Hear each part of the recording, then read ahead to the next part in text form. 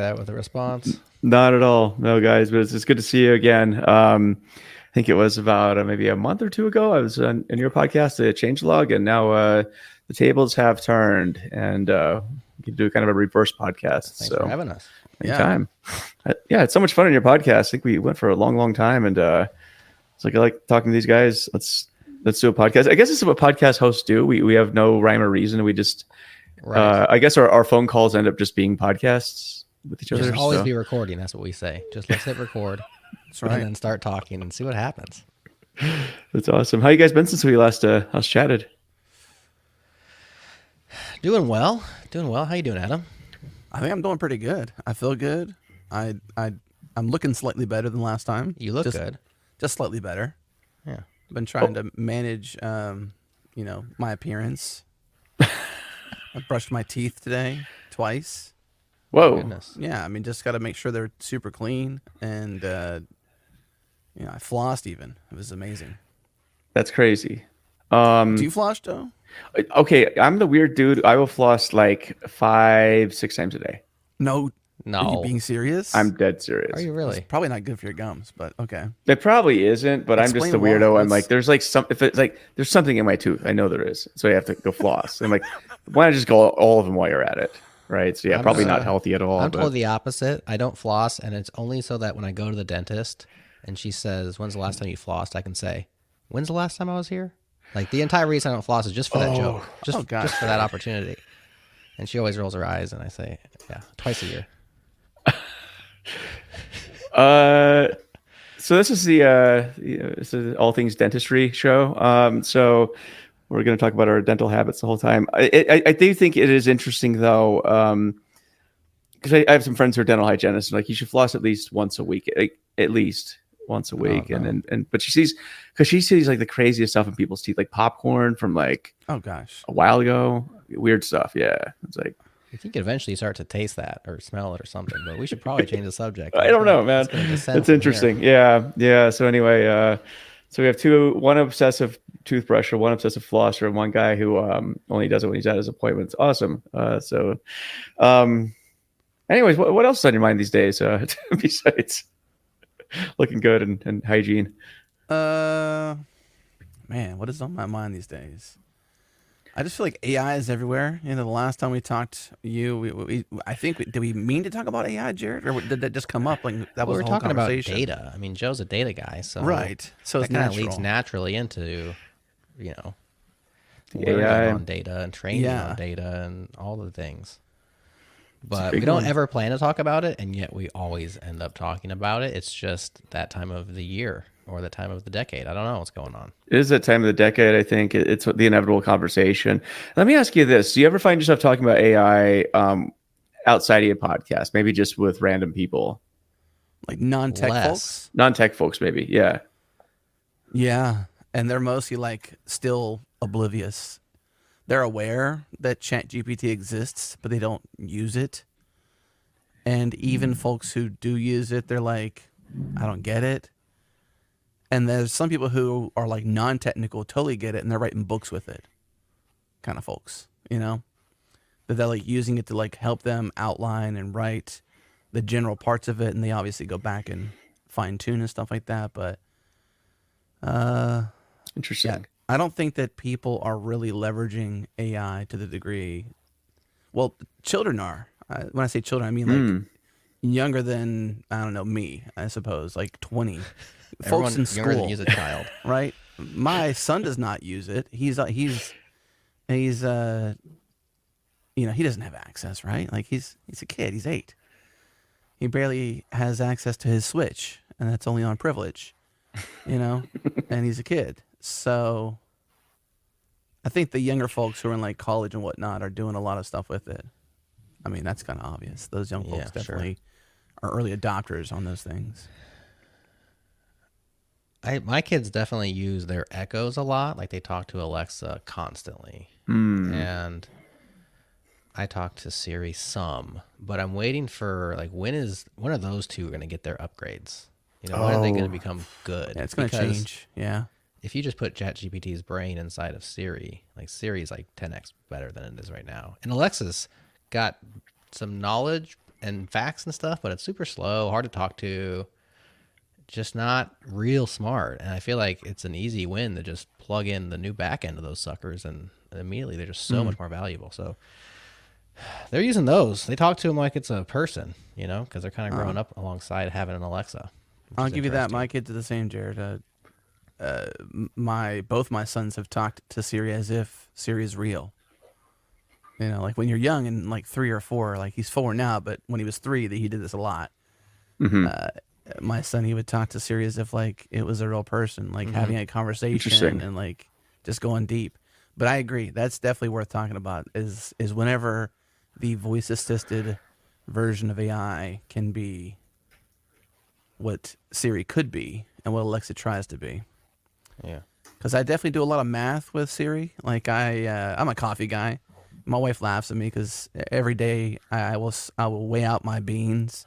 Sometimes it's 20 grams, sometimes it's 18 grams, sometimes it's 22.5 grams, and the ratio I go with is like a 1 to 16 or a 1 to 17, and so I say, "Hey Siri, 22.5 times 17."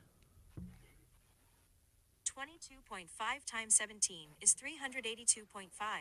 And so then I pour 382 grams of water through my filter. That's the extent of me using Siri on a daily. His versions of that math. That's insane. I don't think I've ever met anyone who is that meticulous about their coffee. It is insane, isn't it? So, well, I'm a meticulous guy. I have to be, you know. Well, yeah, you brush your teeth like twice a day. I know. At least twice a day. Yes, that's crazy. Well, I guess it kind of, if you extend that notion to appliances and stuff, like why aren't they? When you make a cup of coffee, you know, why doesn't it just like ask what your preferences are and just make sure you're not going over or under? I guess the kind of world I always envisioned was that appliances would be more like assistants, where it's kind of like having a butler, sort of. And right now, Siri just feels, or an Alexa too, it just feels like I have something that talks back at me with things, and I still have to do everything. And being incredibly lazy, it would be great if it could just do everything for you. So yeah, the place that we've gotten with appliances, I think, is a bad place where they're all now internet connected and require more smarts and software and apps than they did before. We haven't really gained much from that besides your washing machine will notify you when it's done. But also, an old school washing machine stops making noise when it's finished, and so that also notifies you. I'm kind of ready to go back to just like hard old school mechanical things that don't have planned obsolescence built into them that like last a long time and work well. So, but I do agree with you that it'd be nice if they are going to be internet connected and quote unquote smart, they should at least be awesome. Like where's that future that we've been told was coming? I don't know. I'm of two sides to that one. I agree with you on the what have we gained aspect. Because I think the smartest thing I have in my house, appliance-wise, is my washer and dryer. It's an LG. They're both LGs. They're a pair. And I only recently, like this thing has been Wi-Fi capable for years. And I was like, I should like use that feature. Like this is like months ago. And I've owned them for like 4 years, right? And so what I gained from it, basically, you can't turn it on if it's off via the app. So if the thing is not on, you have to physically go to it to turn it on to work with it. And that's probably a safety feature, right? I'm cool with that, if that's why. But then I think the best thing you could do is like just configure how you wash your clothes with it, but then you could just do the same thing on the screen.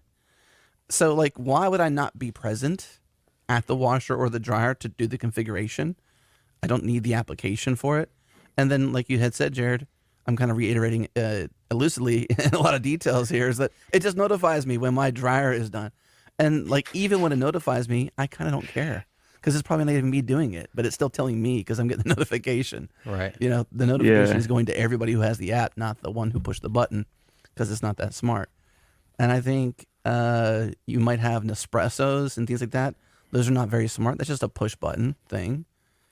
what else is smart in your house? That's appliances. Like my oven. I would love my oven to be smarter. That'd be kind of cool. Ovens are cool, but then I have a smart oven, and it just tells me when the temperature, when the oven's like preheated. Then it's like, Yeah. awesome, thank you. Okay, so I'm kind of obsessive compulsive about certain things. Like when I leave the house, is the oven off, right? That's true. So before I'd always drive back and check. Then I'm that guy. I maybe I'll drive back twice just to double check, Just in double case. checking of it. Yeah. Serious? I might, yeah. And I got a floss while I'm here insane. too. Yeah, you should floss. Yeah, gotta every time you floss. check your oven, floss. You got to floss. But no, then the app is like I can just check it. I'm on the road. I'm like, okay, the house isn't going to be on fire. It's great. But I'm kind of weird though, because for my dryer at home, I actually like a dumb one, and my washer and dryer set, because I actually do my own repairs on them. So just That's Yeah. smart. they're not that hard. I mean, like Yeah, they're once in a while your timer goes out, and you just like I don't know, it costs you like $40 to get a new part off Amazon. It takes you like 5 minutes to replace it. It's not that hard. So This is skewing a little bit into the right to repair stuff. I talked to the CEO of iFixit about recently. His name's Kyle. oh no way. It's on the Not that his name's Kyle, but that you talked to the iFixit guy. Can't believe his name would be Kyle. Kyle, wow. Yeah, his name is Kyle Wiens, and he's I would kind of, in a way, call him an accidental founder of iFixit, because he was trying to, I'm going to paraphrase a version of his story. He was trying to fix an old like MacBook. I believe it was an old MacBook. And Apple used copyright law to disallow the repair guide from being published on the internet. And so they used DMCA law essentially for this. And this is years ago. And so iFixit began, and still is a wiki mainly, but they also have tooling and stuff like that, and they're activists around rights to repair and whatnot. And he published the first guide. So he was like, I'm going to buy this thing and take it apart and take pictures of it. And he published the first iFixit guide on how to, tear down and fix this MacBook Pro or MacBook or whatever it was at the time. And that's how iFixit began. Now he's like a activist around this thing. And you're mentioned, Jared, of like planned obsolescence. It's totally true. Like I'm concerned with like if we add too much smarts to it, how does that, like, they just become computers basically. Like your car's bad enough, John Deere's bad enough that farmers can't fix their stuff. That's a pretty well known, very analog, one of the oldest tools in American history, farming, tractors. And now it's basically a big computer. At the same time, I would love to at least have like the on-off button smarts in pretty much everything. Like you said, Joe. Like my garage is my oven for you. So my garage, I'm like, are my garage doors closed? I've got to go. Oh yeah. And now my neighbor was like, hey, because we're in the neighborhood, and the same builder did my house and same builder did his house. And he's like, I had no idea, Adam, but our garage, he's like, do you have this one? And I'm like, yes, I have that one. He's like, well, did you know it's Wi-Fi enabled by default? I'm like, I had no idea. He's like, and the app is free. And I said, and the app is free. And we were excited. And so I went home that day and checked it out. And sure enough, it was. And so now I have Wi-Fi on-off buttons. I can tell right now if my garage is closed. And I know when it gets opened, and I know when it gets closed, and I know who did it, because you have users in the system basically. And it's free. And I think that's super cool. Like the on-off button smarts, that to me is, I would value that in every appliance. Well, ovens, not my washer and dryer. Definitely my garage doors, are they closed or not? TVs, I don't know. I kind of wish that like TVs would just like auto off at some point. I go upstairs and find my family room TV on. I'm like, why is this TV on? And I've got the energy setting on it, and it's just not listening to me. Come on. I hate it when my TV's not listening to me. That's sarcasm. I don't want my TV to listen to me. Well, does it have Siri? Yeah, exactly. Is that Siri, Adam? No. Well, it's a Sony TV, so it's like a dumb TV basically. Actually, I think it's a smart TV. I don't use the smarts in it, and I have an Apple TV attached to it, and so I can say, I don't think I could do it from here. I think I have to be in the house. I'll just say family room off to Siri, and she turns it off. That's the closest thing to be super annoying. You could do what Netflix does, like, are you still watching? Oh yeah. You know they're just trying to save themselves some bandwidth there. They're just They're just, we're going to pause this and make sure you're still watching. We're going to stop streaming this because it's been going for a while. Like, yeah, I'm still watching. It's an interesting point, though, about the right to repair stuff and having, I guess, kind of the dichotomy of old school and new school technologies in your house, right? Like, I had a choice last year of getting a Tesla or I have a cabin in Wyoming I go to, right? So it's like, okay, first of all, Teslas may or may not get there. And if the charging station's not working, you're very, very screwed. So that kind of, and then I thought, okay, so also I'm basically getting, I feel like electric cars are still like basically buying a PC back in like 1985 or something. It just feels like that's the state of technology. And so I ended up getting the exact opposite. I got a gas guzzling Toyota 4Runner 2018 off-road edition that gets like 14 miles to the gallon. But I can also fix a lot of that stuff right, if I needed to, right? Maybe not all of it, but most of it. So still pretty handy with mechanics and stuff like that. So that was the rationale. It was like I just felt like I'm buying just basically a giant paperweight of a computer that in about 5-10 years is going to be a paperweight of a computer.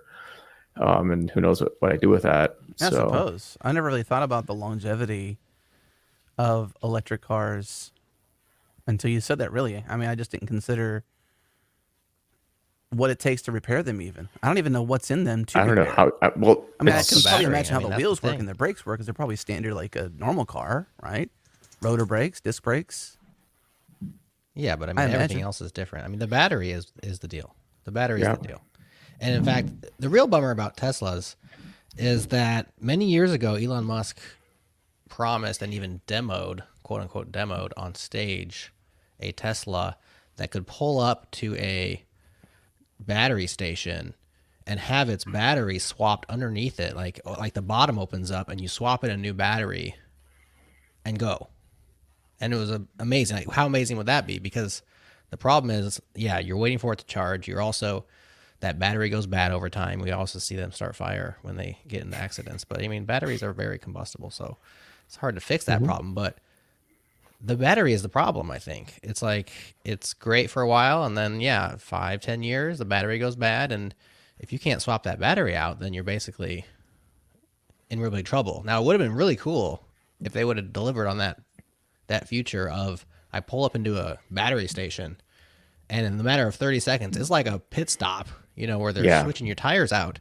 You're just, dead battery goes out, new battery comes in, and that one stays there, and they charge that one up for the next person or whatever, and you're off to the races. That would have been really cool, and it just never happened. I don't know why. The charging's actually interesting because I was a friend of mine one day picked me up when I was in Munich this time last year, and we went on a trip through Austria and the Alps in his Tesla, and on the Autobahn. Which, by the way, if you ever get a chance to take a Tesla on the Autobahn, please do. It is amazing. Is that right? Yeah, it's so much fun. It goes really fast, but the whole thing was we had to keep stopping over and over and over again to get charged. Like supercharge stations here, another hour there, and I'm like, okay, I it's fun, but and they have them at Burger Kings, which is nice. So you can just get morbidly obese, like making these stops. so that's pretty awesome. But yeah, it's like it seems like a lot of hassle, right? Like it's cool, but it was also like we're having to stop every hour basically to keep How long does the charge take? We're probably there for a good 10-15 minutes each time. Oh, really? Yeah. And we're gunning it too. Like, you're on the Autobahn, like still, it's like, okay, this is interesting. But yeah, you're absolutely right too. It's like the batteries that, and then, I had some friends who had like, was it Leafs, like Nissan Leafs or whatever it was. I think they have a range like 50 miles or something like that. And those are, I think once the battery died, like my friend just had to go have it recycled or something because the resale value of it, it's like you couldn't really give it away even. It's going to be too much money. So hybrids are making a comeback. I saw recently that hybrid sales are up quite a bit while EVs kind of plateau and maybe even start to revert a little bit. And it seems like I always thought a hybrid was the worst of both worlds. You have to have both engine types, so to speak, in there. I don't know exactly how they work, but it seems like what I like about the electric car is just the simplicity of the internals. I don't like oil changes. I don't like the way combustion engines work. It's all very complicated. It's scary to me. You open up one of these things, they're very simple machines, and in comparison. And for a hybrid, it's like, well, do I have to support both styles inside the car? That seems twice as complicated as one or the other. But they must have a nice balance that they've struck, because you get great gas mileage and they're selling like hotcakes at this point. So maybe people are like attracted by the gas mileage of, quote unquote, gas mileage of an electric car. But all of the drawbacks, like you're talking about, Joe, they just are not feasible for so many use cases that it's like, I just don't want to pigeonhole myself into all electric. And so it seems like people are buying hybrids right now. Well, you live in it looks like you were living kind of a rural area there, Jarod. I mean, I'm looking behind you and there's like farmland. Yep. I grew up outside of there actually in Omaha, but it's like, there's a lot of driving you're doing. Oh yeah. In It's that 20 area. minutes everywhere, basically, Mm-hmm. you know, so, but nothing is more than 40 minutes. I mean, I can get to Lincoln in 45. And so Right. I've been very attracted to a Tesla. I don't have one, but That would for make sense there. in the city there, it makes tons of sense. I'm at home every night, so I don't have to like look for supercharger stations. It's always going to be charged up. And anywhere I go is 20 to 40 minutes. I'm not going to take it anywhere else. But then you're like, well, if I'm going to buy a car, I might want to drive to Chicago, or I might want to drive to Denver, or down to Houston or Austin to see Adam. And now I'm doing what you were doing, where it's like, I got to make a plan to like make 17 stops on the way, which is just not cool. Not cool at all. I got some data here on batteries for Teslas. Oh, yeah. I just did some Googling while we're talking here. Recurrentaudio.com is the website. There's a research page there on Tesla battery replacement costs. And they do say they can be replaced. They say that third-party shops are becoming more popular because you can take your vehicle, obviously, to Tesla to get repaired. Mm-hmm. And that's the most common option, is the Tesla service center. And if it's under warranty, they'll obviously take care of it. But the costs for these things, like an all-in cost, end-to-end, like battery replaced, not just the cost of the battery, but the whole total cost of the replacement, is for the Model S, which is pretty common, $20,000 to $22,000. Wow. The Model 3, which is also quite common, I see those a lot around here in Austin and Dripping Springs area, is around 16,000, basically, rounding up. The Model Y does not have data listed here, but it says it's probably going to be around $15,000 to replace the Model Y. So, I mean, like, that's pretty expensive. Well, that's like a whole nother car you could have bought. Yeah. I mean, I suppose, that's the life of the car usually. They say 5 to 10 years is the rough range for a lot of the replacement needs. J.D. Power says that. Others said that it would be around 10. Interesting. They can be replaced, and it's usually around 10 to 20 years. Maybe sooner. And it depends on like how often you use it. And then the other challenge is like fade or discharge. So your battery can fade, meaning it takes longer to charge it. Sure. And then discharge means it takes longer to discharge energy, which means the car feels sluggish. So there's other like things you'll experience while the battery may not die and need to be fully replaced. You'll have a degraded driving experience.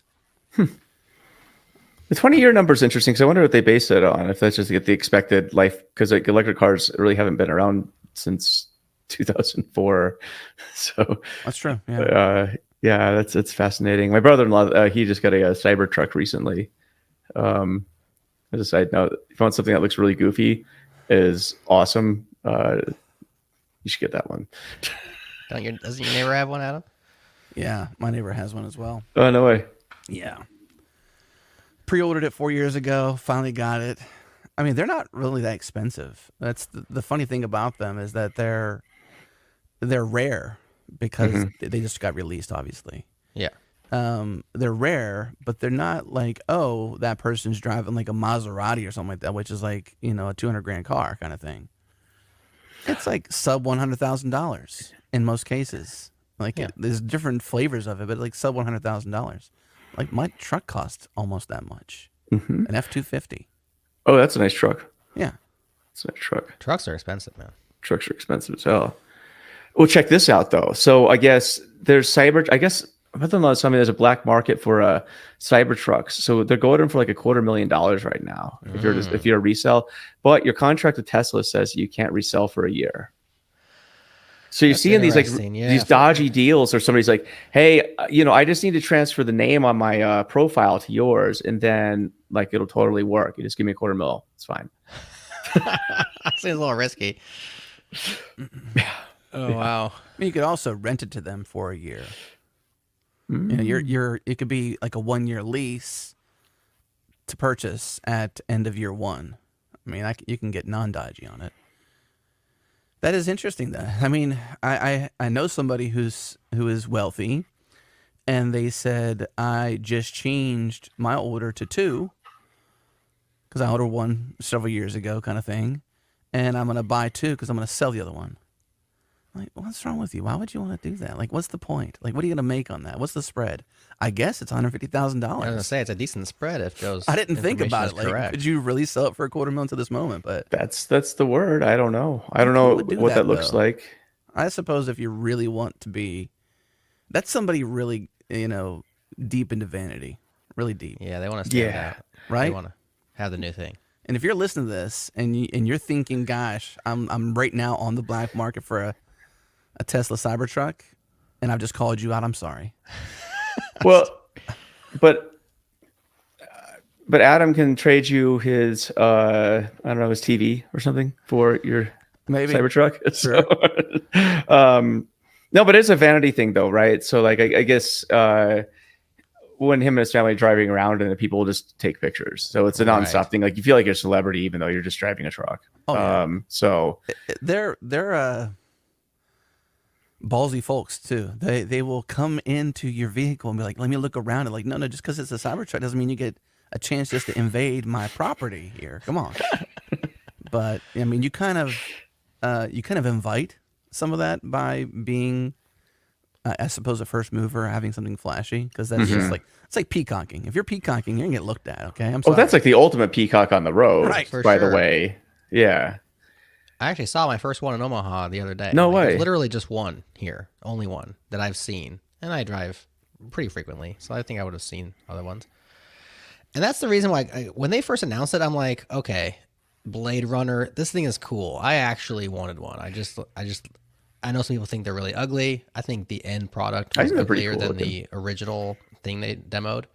I thought it looked super cool. I wanted one, but I would never, ever buy one until they were commonplace on the road. I do not want to be the guy who is like, are you the Cybertruck guy? And then they're coming inside my vehicle and like asking me questions. For me, that's the most unattractive thing in life, is like to be the Cybertruck guy.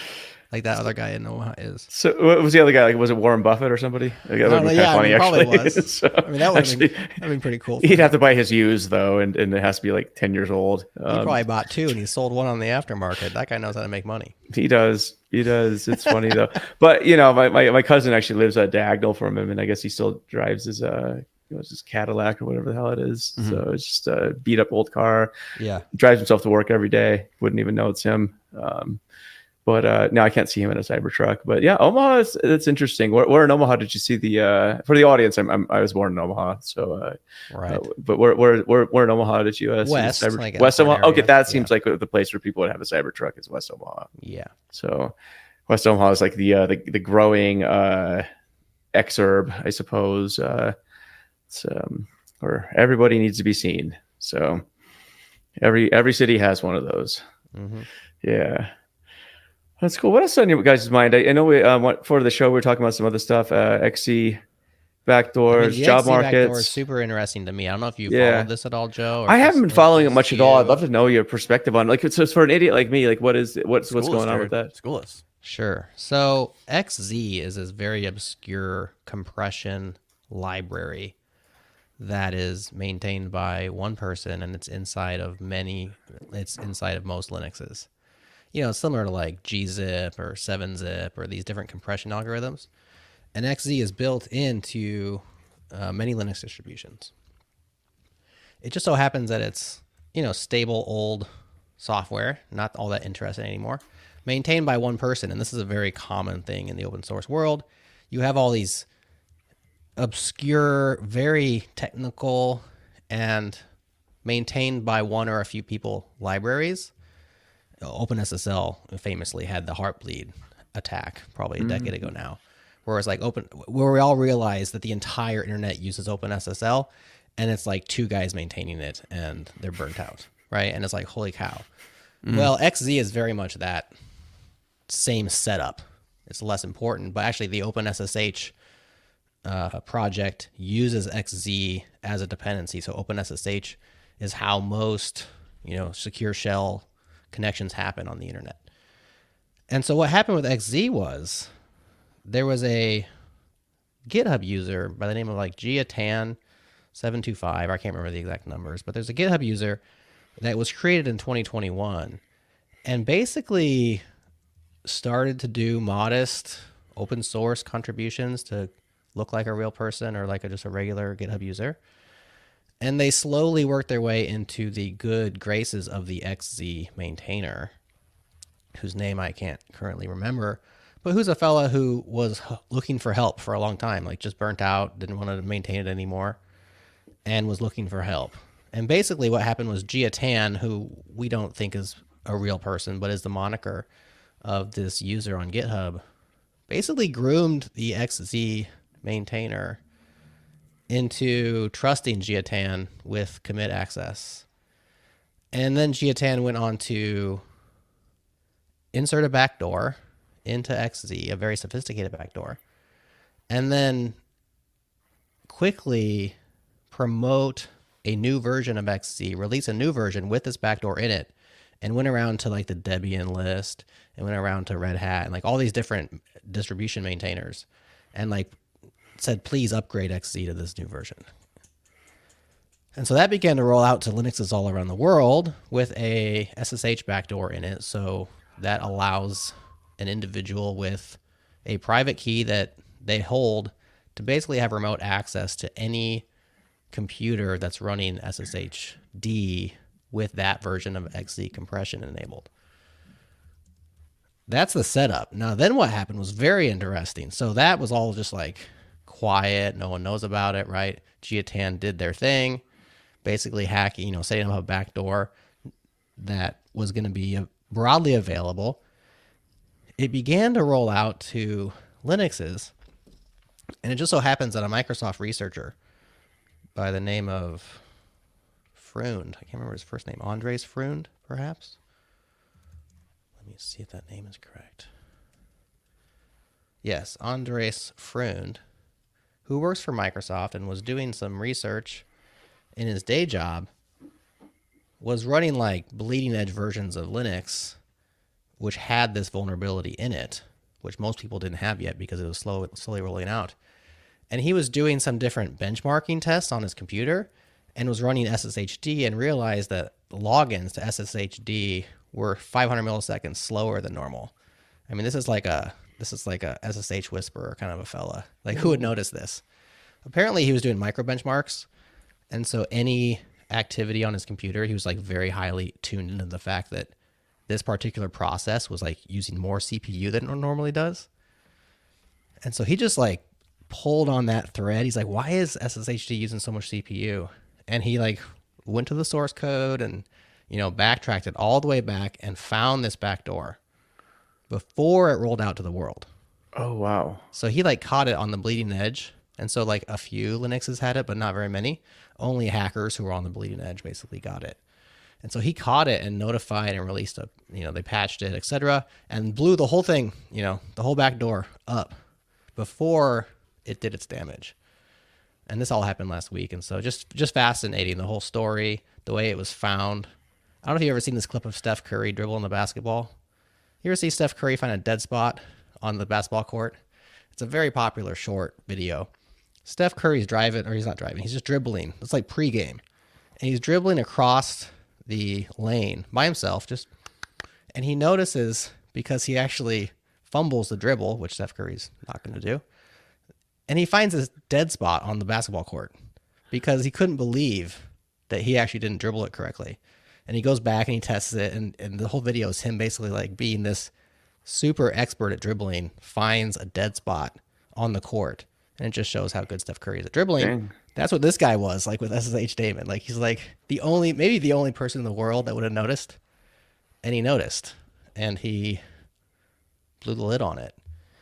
And so they rolled out a patch and everything's fine. And then they go looking for Giatan. So Giatan's account gets, GitHub account gets canceled.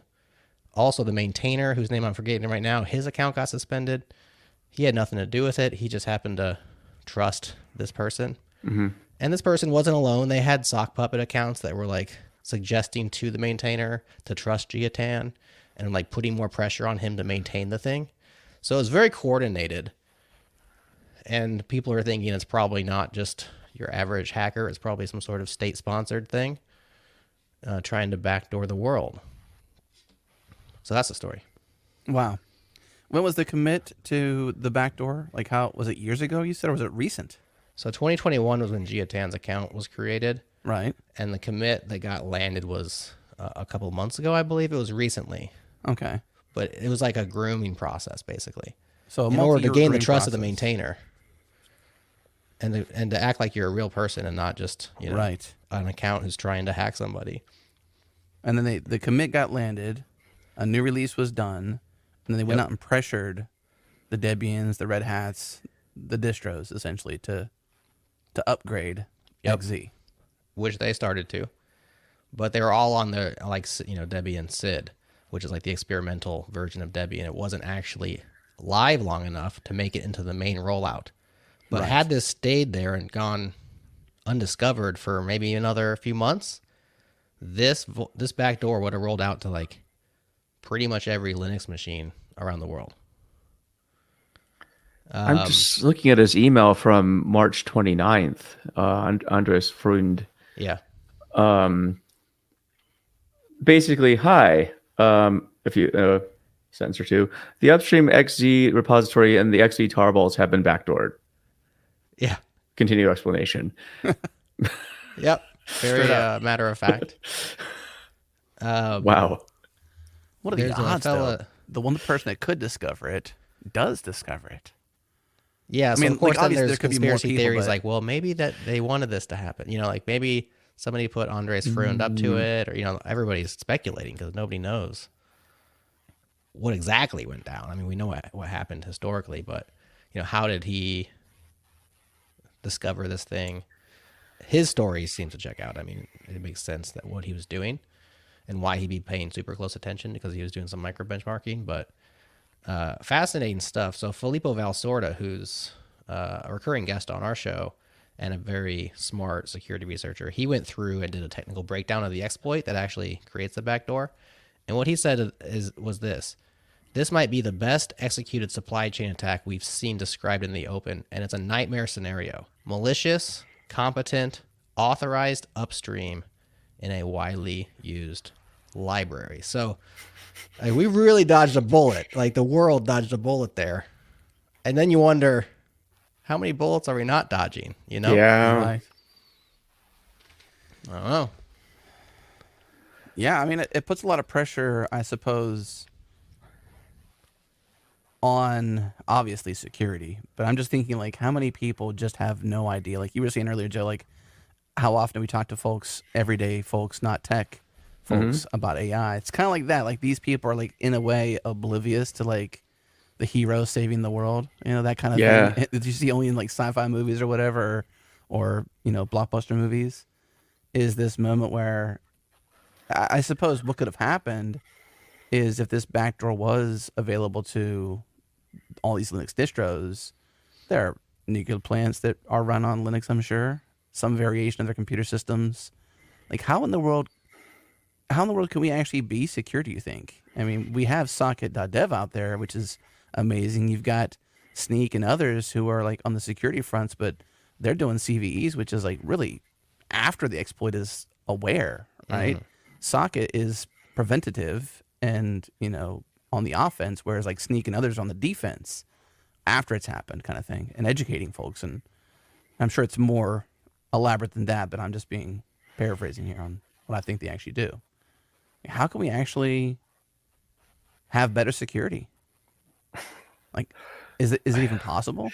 I don't know. It kind of goes back to our discussion earlier about old school and new school, right? I think that there's an argument to be made that a lot of the dumb machines, we're talking consumer stuff or whatever, but I'll talk about another example in a second. But I mean, those were secure precisely because you could understand them and work on them, and there wasn't a lot of opportunity to introduce backdoors like this. I mean, looking through this, I need to read it. It's on OpenWall, Andreas's email, but looks very, very sophisticated. Like It you would, is. I mean, yeah, I'm just looking at like, wow.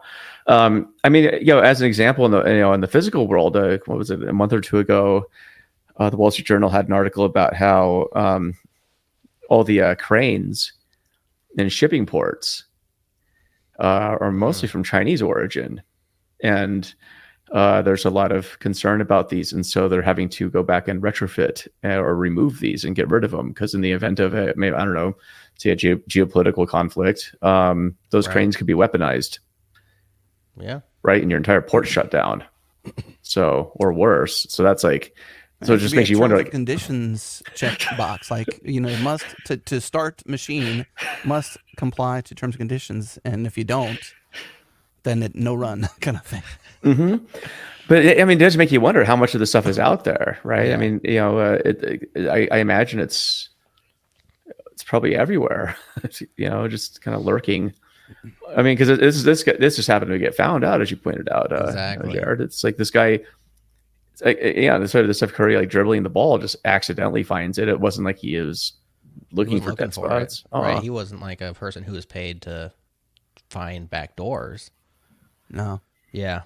Yeah, it's scary. I mean, this isn't the first supply chain attack that we've seen either. I mean, this is a common thing, especially the move where, I mean, this required two things. First, a very technically adept attacker, right? Like I've been in security and I've been in software for 20 years, and I read through the technical details of how this worked, and I kind of checked out. I was like, okay, this is over my head. So it's very, very sophisticated. And then the social engineering and the patience, right? Yeah. Like this didn't start when they found a back door or an exploit where they could put in a back door and then decided to get it out there. This started years ago. And so how many of these are going on? They're just waiting for their opportunity. And then you have this dichotomy, which is these open source maintainers, the solo maintainer maintaining core internet infrastructure in their spare time that runs the world, and they're sick of it, or they're busy, or their life implodes, or whatever happens, and they're crying for help, and no one's helping them.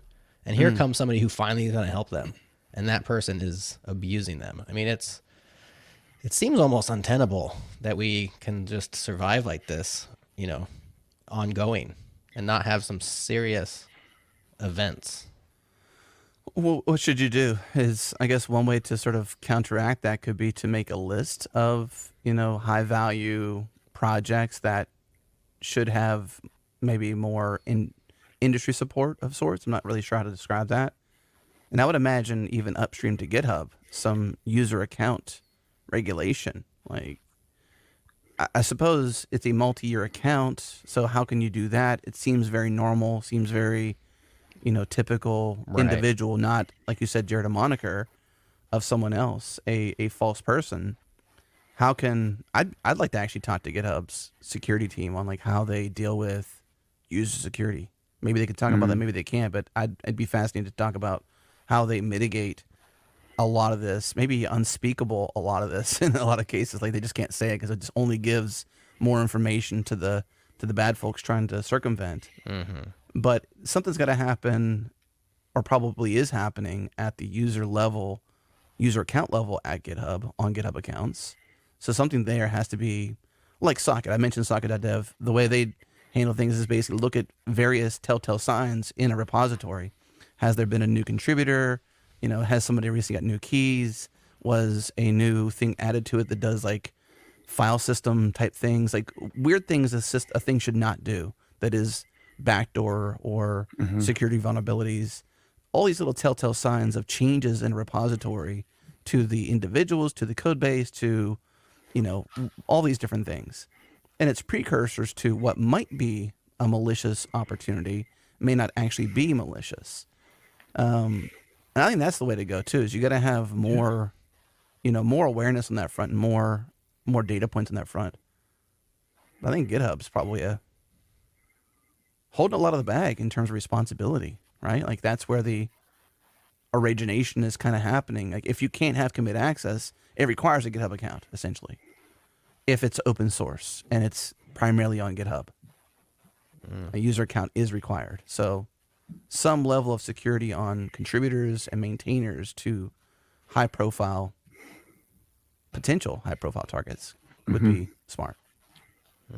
It's really interesting. And you also bring up I think, Jared, you brought up the point of the person being potentially burned out who's maintaining this. And you sort of see this around with other open source projects where it's usually a person or two or maintaining very important stuff. Like, so who is it? Max Howell. Have you ever talked to him? Yeah. From Homebrew? Yeah. I mean, same thing with Homebrew. Like, single-handedly maintained that for a while until he got other people to do it. But it's like he was making no money off it, and he had to go get a job because he's. It turns out when you have even if you have one of the most popular open source tools in the world, it's no guarantee you're going to make anything resembling a living off of it. Right. So it just grinds at you after a while, right? That's why he's doing XYZ right now, which is a way to hopefully remunerate open source contributors and give them, but even that's hard. So what's really hard is finding someone. I mean, Max did a good job. He handed off Homebrew to very competent people who've been doing it for many years. Mike McQuaid's a friend of ours. He's the current lead maintainer, has been for, what do you say, Adam? I think 12, 13, 14, 15 years. I mean, a long time. Yeah. It's been a long time. And they have like governance, they have people doing it, but it's a very successful, very user-facing project. And so the ones that really go under under wraps are the dependencies of the dependencies of the dependencies, right? Like they are down in there.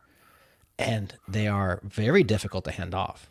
I mean, you have to find somebody who's incredibly skilled at this particular technology, whatever it happens to be, has free time and availability, and is interested, and has some sort of reason to help you. That's not those don't exist lots of times. And so there's lots of maintainers who would love to pass off their project to somebody, and there's just nobody. And so, I mean, my heart goes out to the guy because he finally found somebody competent who was willing to help him. Yeah. And then they go and do this. I mean, that's depressing. Man, shrewd on the attacker's part, though. I mean, I mean, not saying what they did was great, but I mean, that seemed very, very well played. Yeah. So. Absolutely. And to your point, Adam, I don't know how GitHub could ever have said this account is probably a malicious actor until after the fact. I mean, it's so normal. Like, you go check these, it's suspended now, but there's people who have cloned it and checked it, and they go back to the history because, of course, who is Tan is now not quite as big as who's Satoshi Nakamoto, but still a mystery now that people are trying to solve at this point. Yeah. And from what I read, it was like, yeah, this looks like a very typical GitHub user, And then you have the false positives. Now GitHub starts suspending accounts of regular people around the world. I mean, that's the worst.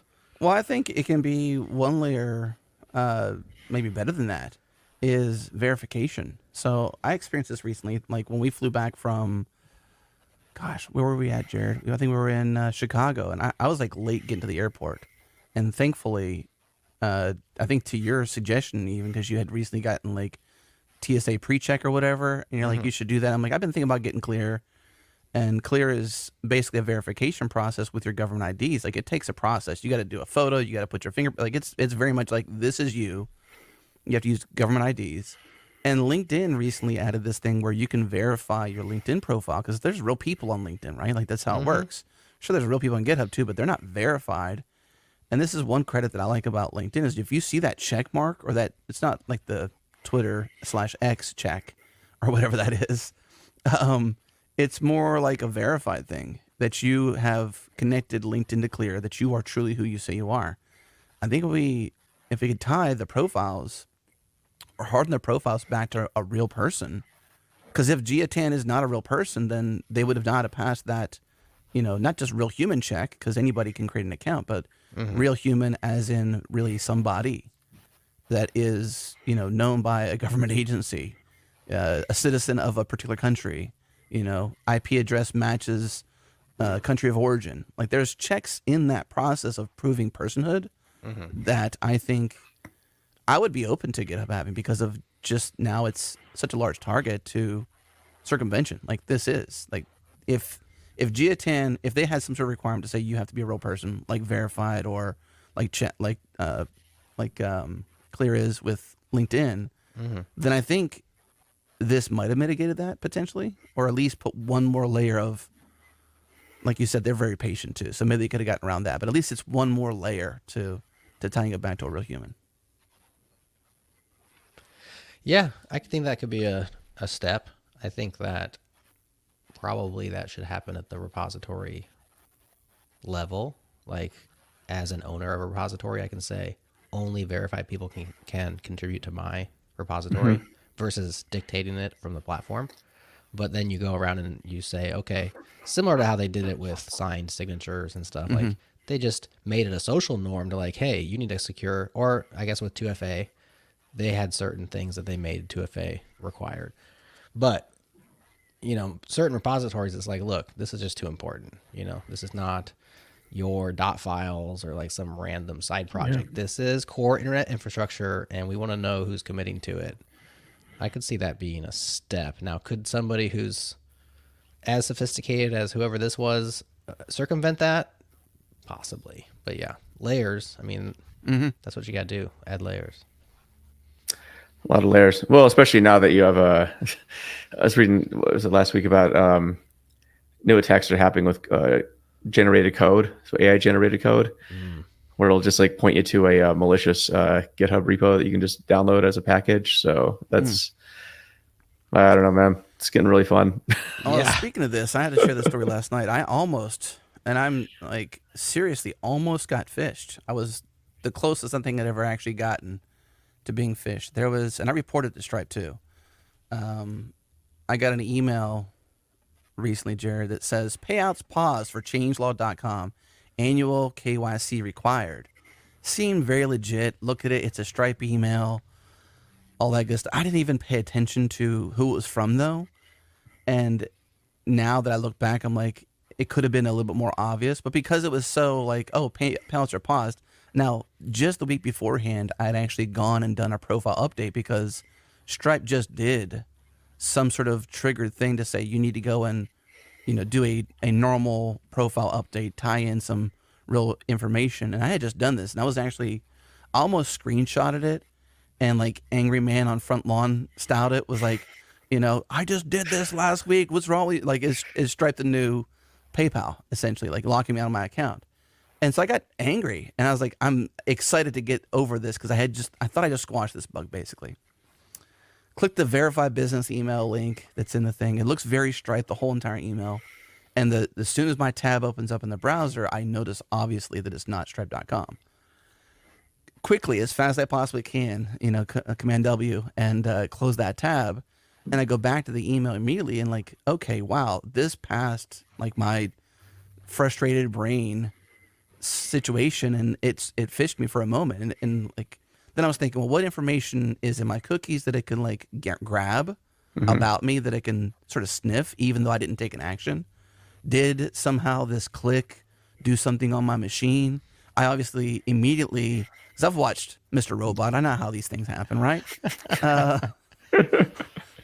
I immediately updated my password for Stripe to a much more brand new secure version of it. And I think I redid my 2FA and all that good stuff to use 1Password instead of my verified application. So I just basically went back and hardened my security around my Stripe profile, essentially. But this email was very compelling. Like, I thought it was really Stripe. I reported it. So by the way, if you're listening to this and you've ever had this, phishing@stripe.com is who you should, you know, forward those emails to. Now, I haven't heard back from them, but I can see that 18 hours ago they opened my email address, or they opened my email to them. So they at least got this information that this phishing email went to me, got me. Just a click, at least. I didn't take no action. I just clicked the link. But that to me is pretty close, right? I mean, they almost got me. Yeah. I mean, you seem like a pretty savvy guy, though, right, Adam? I mean, how did you feel about this? You just walk around like... I'm wearing shame right now. I'm only... Because I'm a podcaster and it's always recording and have to lay it out there. I mean, if I was just any old person, I would tell nobody. I'm so in shame right now because I clicked that link, for real. And I'm like boastfully in shame, which is, you know, an oxymoron, really. But I think what I'm trying to communicate really is like, I do feel like I'm a pretty savvy guy. I feel like I do see things pretty frequently, and I can smell the the nasty, I suppose, in the world. And that to me is like, they got by me. And if they did it to me, they can do it to anybody's grandmother. I've got a friend who's got their parent who is just like mentally not well because she's getting older. But, you know, these people they're predatory on certain folks in the world. And I mean, Stripe got this thing with Stripe. That was a whole different thing. But like, if that can get me and I'm in a moment vulnerable because I'm like, oh my gosh, I just dealt with this KYC thing. Here they are again. Like, what did I not do right? You know? So maybe the person out there who did this or the persons who did this knew they just did this thing to a lot of their user base because it's a standard thing probably to do. And they leveraged that. Okay, a week later, I'm going to send another email to somebody and fish them. Not just to somebody, but to everybody. I mean, that's why these things work, is because it's just a numbers game, right? So if they send it to 1 million, they'll catch 2. And because the cost of sending an email to 1 million is low enough, you know, the numbers play out. So where I'm really frustrated at with the world is phone calls. Okay. Oh, yeah. Phone calls. They will mimic versions of your own phone number. So they'll take obviously your first 3 digits, your area code, and then the same middle 3 digits as your own phone number, which I will not say what mine are. And they will make sameness or similarness the attribute for which to get your attention to answer the phone call. I don't know about you guys. I can't not answer my phone, okay? Because some calls are from numbers that I don't know, and they're not my contacts, and I do need to take the phone call. Yep. Right? So I have to, like, it's a human nature. I feel like I'm not at a point in my life where I cannot answer my phone. I don't answer mine. You don't answer yours at all? Unless it's somebody that I know. Like, it's on my contact list. Yeah, I figure if it's important, leave a voicemail. I'll call you back. If it's not important, then I'm just not going to answer. Same. Yeah, I used to be there. I just can't do that. Too nice. I just can't do it. Could be an emergency. And these people, hey, this is Mary Jane over here. We got a notification that you submitted an application for new health insurance. How's that treating you, or whatever? Like, hey, you've called 17 times. I've told you to stop calling. Well, you didn't ask me. Well, I'm asking you now, so please stop calling. What do you know about your health insurance? You need, like, lady, listen, okay, I've already told you, please stop. And these people are probably just, like, trying to make their money. And I can't really, I mean, I think you can choose your job, but, like, I would probably try my best to not choose that job if I had to have a choice. But then I also understand what it's like to have limited choice. Yeah. Because I've been there, too, in my life. And that sucks, really. And at one point, I was a telemarketer in my life, early in my life. I was, like, 18 years old, like super young. I've done that job too. It sucks. I did it as well. Yep. This was back. This is how you become podcast host, by the way. Is you start off telemarketer. Can you hear me? That's right. That's right. How much do you pay for your AT&T long distance service? Oh, I could save you some cents. That was my. Pretty good at this, actually. I was doing magazine renewals, so mine wasn't so bad because, well, it is bad because by the time they put a human on the phone, you've decided not to renew that magazine like 6 or 7 times. Oh, yeah. We are the last ditch effort because it's the most expensive way. And yet still some people, I call and be like, hey, I'm calling about your National Geographic. And they're like, oh, man, I'm so glad you called. Yeah, renew that sucker, you know. But 9 times out of 10. So it wasn't that bad. It was an easier sell than I think. Right.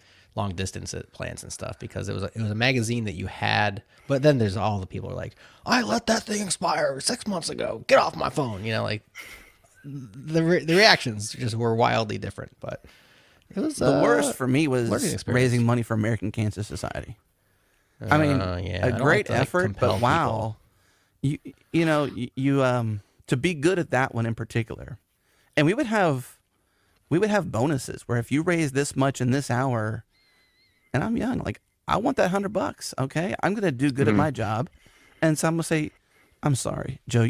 Do you really not want to help young Sally here who's got leukemia? You can't find $5 to definitely not. Don't want to help her. Yeah. See, what terrible. I mean, like that's what I would have to do to folks. So, I mean, the phone right now totally sucks. Like I want to solve that. So, I mean, I want it to be solved that bad. I don't plan to solve it, but I wish at regulation, like Verizon, T-Mobile, like at some level, they've got to know about this traffic on their network, right?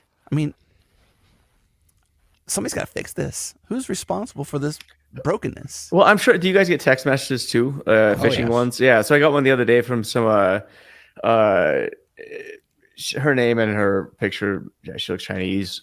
She's like, "Hey, haven't seen you for a while." I'm like, "I haven't seen you ever." Actually, I didn't reply. I just delete, because the moment you start replying is the moment that they start replying as well, very aggressively. I had one where it was, and this is clever. So like, "Hey, what's up, Dan? Like, you come to the party tonight or something like that." It's like, "Hey, no." Like, "Hey," and it ends up being some like lady or something, like, "Hey, what's up? You want to go like hang out?" I'm like, "Nah, definitely not with you." And so that was one. And then the ones where they get you is like, "Hey, like your mom's really sick." And of course this pulls your emotions, because like, well, obviously if this was intended for the right person, it has to get there, right? So you're gonna say, "Oh, sorry, wrong number."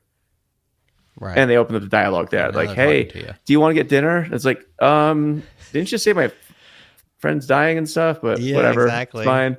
So There's a logical leap there from like the first message to the second one. Like they need a better transition. instantaneous, of course. Yeah. Well, I mean, they're these aren't the playing on people that are going to be loneliness. doing the XZ Backdoor thing, by the way. Yeah. Right. These are unsophisticated actors. Yeah, exactly. They're preying on loneliness, really. I mean, like the state of the humanity. We're at a precedent where now the young generation is like anxious is the biggest thing they feel. Anxiety, anxiousness. And I just truly believe it's like the smartphone in some ways. Like not the only thing, but one of many things. Because even as an older adult, I feel it. I mean, I use my phone more than I'm comfortable with. And I try to curb it, but there's a lot of my life that happens as a part of it. But the moment or moments whenever I'm like bored or whatever, and I'm not even sure I would term it that, just like not in a state of activity, I'm somehow on my phone in some way, shape, or form. Mm-hmm. Whether it's email, whether it's LinkedIn, whether it's X, whether it's Slack. I mean, you name it, there's a reason why, there's a reason to be involved in it. It's frustrating. Does that make you lonely? I mean, I think This is why he brushes his teeth a lot. yeah, so I can see myself. I have that problem. No, not lonely, but I think that we're in a place where, there's a lot of folks who are. They're desperate and they're lonely. Yeah, it's true. They're desperate for a friend. Friend connections are down more than ever in life. I mean, it's challenging to meet people that are deep. We call them bullseye friends around my parts. Like we're trying to teach our young kids about what friend group they should put somebody in based upon certain things about that person or whatever.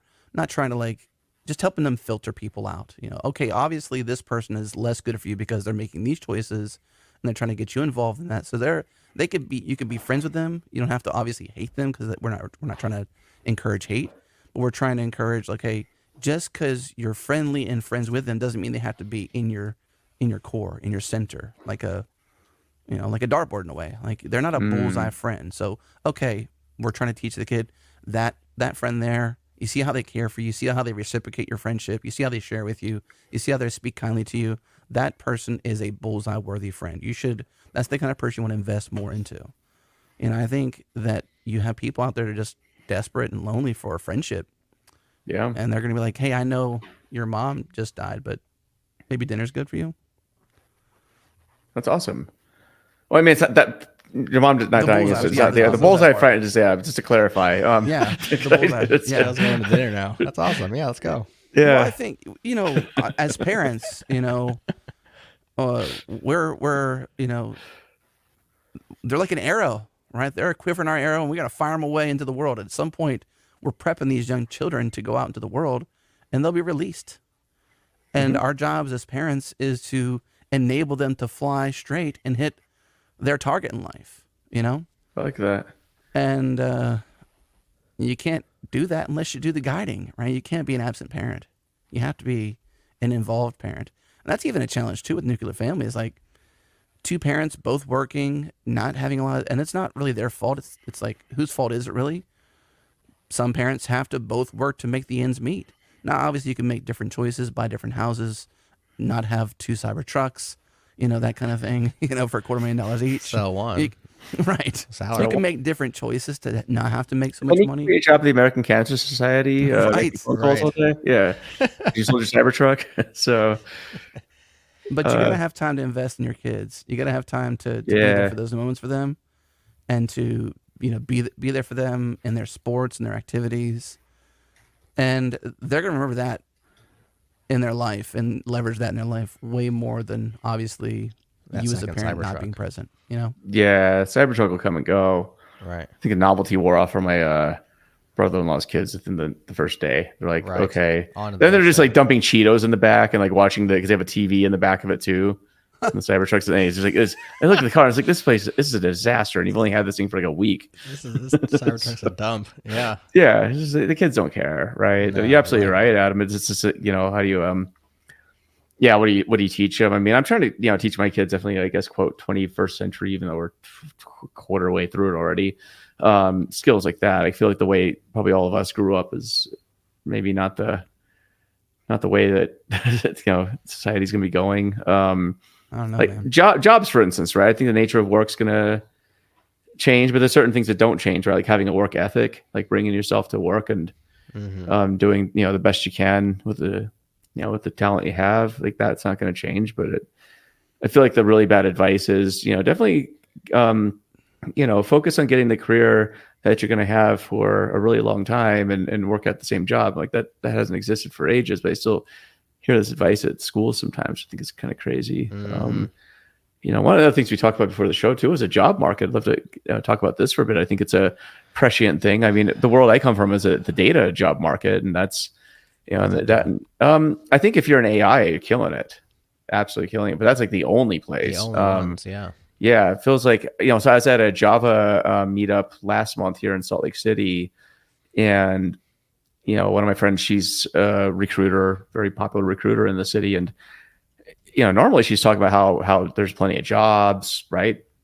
It's an age of abundance. This is the only time I ever saw her come up and say, "Look, sorry, job market's really bad. There really aren't any jobs, but if you need somebody who can at least a shoulder to cry on, or somebody to help guide you in your job search, let me know. I'm happy to help." That was the first time I heard that. And this is more geared towards software engineers and people like that. What are y'all seeing out there? Well, just today, Amazon announced they are cutting hundreds of jobs inside of AWS specifically, which if there's been a good place to work in the last 10 years, I think AWS is one of them in terms of just job security and salaries, right? Like people get paid very well there, but even they are cutting. I'm just surprised that it continues to go on, as I just am like, haven't you all laid off enough people yet? You got to keep laying off more people. I don't completely understand that. It felt like we had reached some kind of an end at the end of last year, and into January there wasn't much talk of layoffs, and then it was like February, March hit, and it's just like in the tech sector specifically, I don't really watch too many other sectors. They just keep rolling out more and more layoffs, and I'm not sure how long this is going to last. But like you said, Joe, there's been so much, and there's a lot of, I think, potentially upper management somewhat drunk on the possibility of AI replacing the need for certain headcounts. That I think the layoffs are one thing, but it sounds like it's really hard to find a new role right now. It sounds really hard. Yeah. I talk to people who, these are people who had no problem finding tech work in the good days, I guess. And like some of these people are a year plus out of work right now. And I can just tell it is eating at them. Like they're depressed. They're very, very depressed. And it's hard. And I hear this universally from people too, like people with a ton of experience, hard to find work. People with no experience, impossible to find work almost. And the advice I give to people is that, it's the same advice, whether you're new or old in your career, but Zig Ziglar had this old saying, and it's corny as hell, but it's true. Your net worth is your net worth, is what he would say. But it's very, very true. The people who I see are landing jobs are the ones that have good networks, and they're finding the stuff that's usually not advertised. Because if you're applying, I mean, I have friends that have submitted thousands of applications and haven't heard back from on anything. And that, that's demoralizing. I don't care who you are. Like, you take a swing at something for 1,000 times and can't even get anything close to a hit. Like, it's gonna wear on you. Yeah. So. I do agree with that. Your network is your net worth. I've How do been you a big expand your networker my network whole today? life. I mean, if you're sitting there thinking, okay, I don't have a job, I want one. I don't have a network. Maybe you're either fresh out of school or you've had one job and then got laid off, and maybe you know like 7 people that you worked with and that's it. What, I mean, can you just say go on LinkedIn and just hit like connect with every single person you find? That doesn't seem to work all that well. I find I hate when people do that. Like, a lot of people like will hit me up, and the next thing is like, hey, do you have any jobs for me? And I'm like, no. Unfollow, remove the connection, because it's like I would say don't be transactional. I would say that if you're in a city like or in a location where there's meetups, go to those and just start meeting people. Like, I think that's personally how I feel is the best way to do it, and just put the time in. It might be months before anything even starts to feel like it makes sense, but I would approach it from a mindset that you're trying to meet people, trying to learn from people, and expect nothing else. Don't go to it transactionally. People can see right through it. Yeah. But this is how you build your network. At least in my experience. Again, your mileage may vary depending on where you are. And if you're in a very rural, isolated area, then I don't know. That's a good question. So it's not easy and it takes time. I mean, you can't build a network overnight. Not a real one that people, like you said, because if you're transactional, they're just very cheap. Those transactions are very cheap. And everything's kind of quid pro quo, and it feels icky, and it's like, that's not real. Real relationships take time to develop, you know? And so real networks, I think, that have real value, you can't build overnight. You have to kind of invest as you go. And it's tough, though, when you're in a situation where you're like, okay, now I really need help, and I don't have a network yet. You can't say, well, start building one in 6 years. It'll be really useful for you, you know? yeah, but yeah, I have some friends that are applying to other jobs, like at the post office now, right? People who were in tech making a lot of good money, and now it's like, I'll take this $40,000 a year job at the post office, I guess, because that's what I can do. But that's the reality that I'm seeing out there right now. It's not great. So Yeah. hopefully it gets better. I mean, I'm usually very optimistic, despite appearances, but it's. Well, I'll say this: probably never a better time to start a business. I mean, this is very true. So cheap to start a business, so much opportunity, and if you're out of work anyways, you know, and you need something to do, take a crack at it. You know, like the risk. You know, people who have full-time jobs that last a long time, like job security is the thing that they value. Well, it's like, well, we don't have much job security. Do you really have it? Yeah. Or do you have an illusion of it? So if you've got something to build with, good time to give it a shot. I got a couple ideas I would love to do if I had different time or more time, or just like if something changed. I'd probably make some pizzas. I'd probably start a pizza shop. Hell yeah. Really good, Dude, I mean, love pizza. Everybody values really good pizza. People love right? This pizza. is true. And then your chains are not, in my opinion, really good pizza. They're available and accessible pizza, usually with delivery. Not always the best service. I mean, even Domino's, you order from an app. There's no humanity. It's transactional pizza. You know, you want Right. pizza with humanity. No, local. You know, you want something that's local, something that breathes life into your community, something that's local first. I like And pizza. the other idea. Well, I have I'm is- just going to mention to Jarod. My favorite pizza place. One of my favorite pizza places in the world is La Casa over in Omaha. Oh yeah.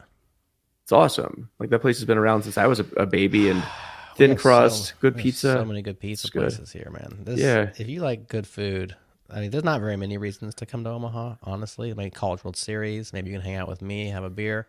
We do have a decent zoo. But if you like good food, we have more restaurants per capita than any city in America. I heard. I've never double checked that, so fact check me. But it's tough to make it here in a restaurant because there's always a restaurant right across good the food street. there. And so the ones that survive are really good because they aren't Yeah. transactional, Adam, there.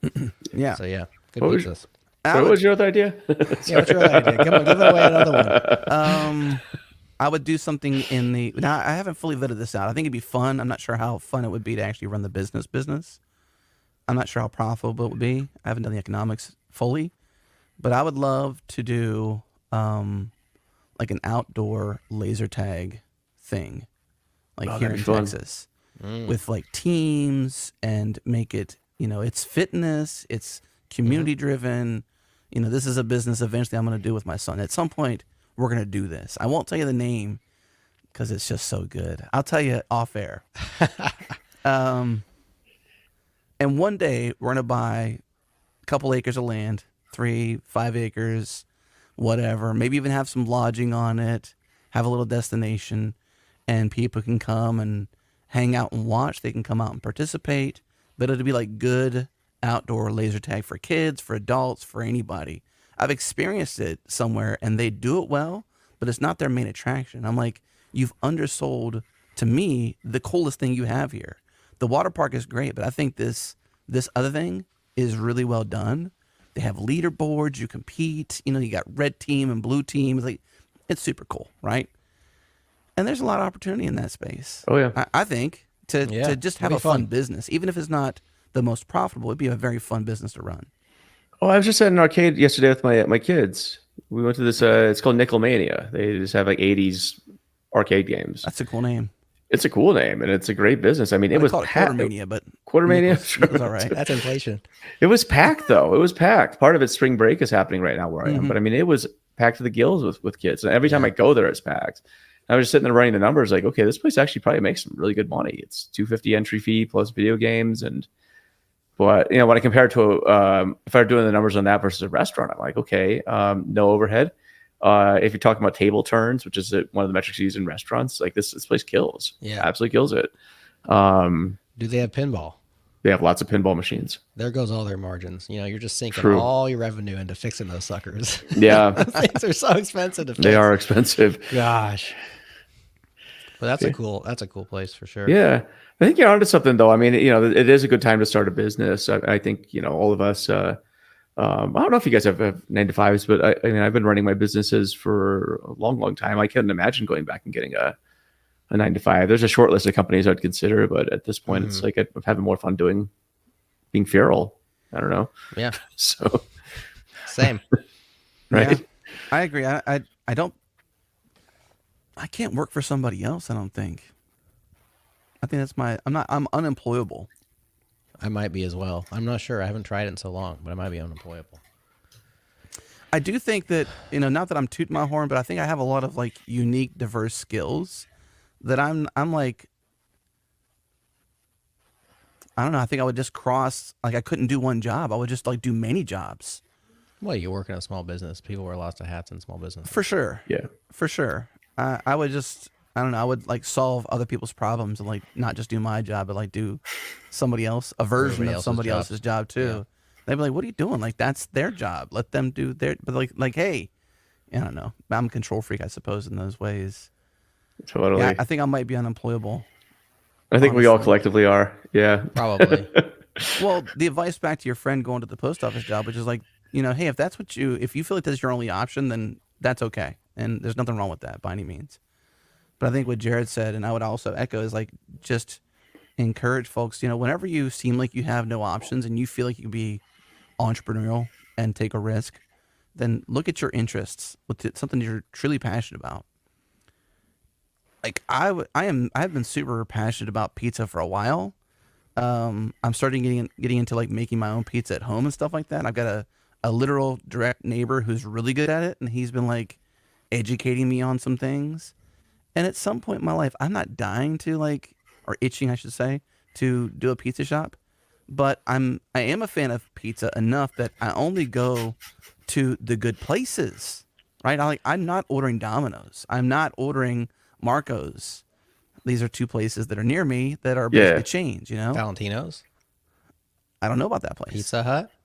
I would go to Pizza Hut back in the 80s. Pizza back in the 80s was pretty good. Yeah, it was. They used to have the book it thing you would do when you were a kid and you read books. Book It. I forgot about Book remember It. Book It? Yeah. Yeah. You get personal pan pizza. Personal pan pizza. Yeah. I used to work at a Pizza Hut. You know how much oil is in that damn thing? Oh gosh. It's like literally a cup of oil for a personal pan pizza. Oh yeah. Yeah. There's Ignorance like this is bliss, squirt a lot in there, and I'm like, okay, I'll do that. They just like lay it in there. Now, if it's extra virgin olive oil, then that's okay for you. So they say. I think this is not that. No, that's too expensive. But It's just like canola or something. Castor oil. when your options seem limited like that, and you feel like you don't have anywhere else to go, sometimes it might be best to look at your own thing. Like, what's missing in the market you wish would change? Yeah. And consider, are you the person that can start to make that change? I got another friend who created the Hot Box. You can look this up, the Hot Box. And it was during the pandemic. They wanted a sauna in their house. They didn't have a lot of space. And so they built this cockpit style sauna. It's a single person. You don't have to put it outside or build it. It's really, really interesting how they built this thing. You get into it. Athletes love this thing. It's very space conscious. I think I've seen this on Instagram. Yeah, the Hot Box. So he's a friend of mine. And he did it for himself during the pandemic, made it for himself. And his wife was like, hey, this is really cool. We should do something with this. And then he invented the Hot Box. Now he makes them. I think he did like maybe a couple hundred this last year in sales, like hundreds of them. That's cool. And they're very craft, cedar wood, I believe, charred wood on it, like very craftsmanship, high quality. Like the metalworks in it is really cool. And it's called the Hot Box, and they're up and coming. But like he was, an everyday folk, just like you and I, doing their own thing. And then he's like, you know what? I'm going to do this. And now he runs a company. Now he's in charge of employees and, sales and marketing and things like that beyond what he thought he would be doing. And now they're doing some cool stuff. When I was growing up, hot boxing was way different than that. Yeah. Well, you can still hot box in the hot box. Well, that's in this case, It's always the mobile, is wasn't it? I mean, important. historically. I guess you can hot box anything that's doesn't have to be moving, I guess. That's always what we thought about it. Well, awesome, guys. It's been fun having you on the show. Yeah, I appreciate feel like it's just it's always good talking to you guys. There's no direction. It's like a Seinfeld episode. There's no rhyme or reason to the conversation. Podcast about nothing. It's a podcast about nothing, but that's sometimes are the best ones, right? So I think it's a rare opportunity for me because I do podcasts, but normally it's with somebody who's they got to talk about the topic, and that's what you talk about. With you guys, I feel like it's because we're all doing podcasts, and I think it's all just sort of a nice break in a way, just chat. But yeah, you guys are awesome. So Well, thank you, Joe. Same to you, man. Appreciate it's it. a fun one. Yeah, if you ever Always need fun a talking to you. likewise, yeah. If you ever need a another rambling guest on Changelog, let me know. I'm happy to join whenever. Awesome. So yeah, cool. All right. Anything as we close out? Anything you want to announce? Anything you guys got going on? It's you're stoked about. The hotboxsauna.com. This entire that's your laser tag studio. I'm just kidding. That's Nah, a name you're saving up. Veteran owned as well. I love veterans. I'm a Cool. veteran myself. Nice. No, I think listen to more podcasts, make more podcasts, build your network, show up and give, don't take. Yeah. Be there for the relationships, not for the transactions. Obviously, you desire greatness and good things in your life, but don't just come for those things. Come to show up and serve people. I think you'll gain much value in your life to just showing up and helping people. That's If so you're awesome. stuck somewhere in life and you got nowhere to go for yourself, just go volunteer somewhere. Find somewhere to help. Find somewhere to serve and show up. And I think you'll find more reward in that than really anything. And you might find your next best friend and the next connection you need to your next big thing. And that's happened to me in my life every single time. My break in life, I don't know if I've ever shared this, and this is probably not something you want to share at the end, but my break, I think, my big break in life happened randomly at a bar in Orlando, Florida, because I was there supporting a friend of mine who was a terrible DJ, and it was his first time ever DJing to a crowd, which was basically the early DJ, which nobody shows up for. They're not there for that person. They met somebody who was there also like me to support their friend, and this is their new friend. And I'm this person that is naturally just going to go up and introduce myself because that's who I am. If you're a friend of my friend, you're a friend of mine is what I said to him. His name was Sean Hughes. He worked for a company called Muzak, and he was building a sales team. And I was working at Fridays, TGI Fridays, not the best job in the world if you're trying to accomplish something in life. I had plans to go to Full Sail and get into audio production and film and stuff like that. Sure. But I went up to him and I said, dude, if you're a friend of mine, or a friend of my friend, you're a friend of mine. How you doing? And he's like, I like your attitude. He invited me in to interview for the job, and I got the job. Hell yeah. Well, you don't have to wear all that flair anymore, Yeah, too. well- Nice, so many Not a pieces TGI, of flair not that. did you wear? So this was a front row Fridays. It was different than the other Fridays. Oh, okay. This is I didn't more know the like differences. No really flare? big on the gaming. It had multiple levels. It was super cool. That's cool. I made good money there, but like it was not the job I was trying to like. It's not a job of the stand. future, man. Yeah. I mean, Right. to be real. And Yeah. I got this break. I was an inside salesperson. I learned about LAPD, not the Los Angeles Police Department, but leads, appointments, deals, proposals. That's still how I do in my life, sales. Except I do all those jobs now versus somebody getting to do some of the LE for me, and I do the DP. But yeah, that's how it worked out. So show up and help. Show up and You help. meet somebody that's going to change your life. Well, thanks, guys. Thank you. We'll see you soon. All right. right. Take care. Thanks, Jarod. Take care. Bye-bye.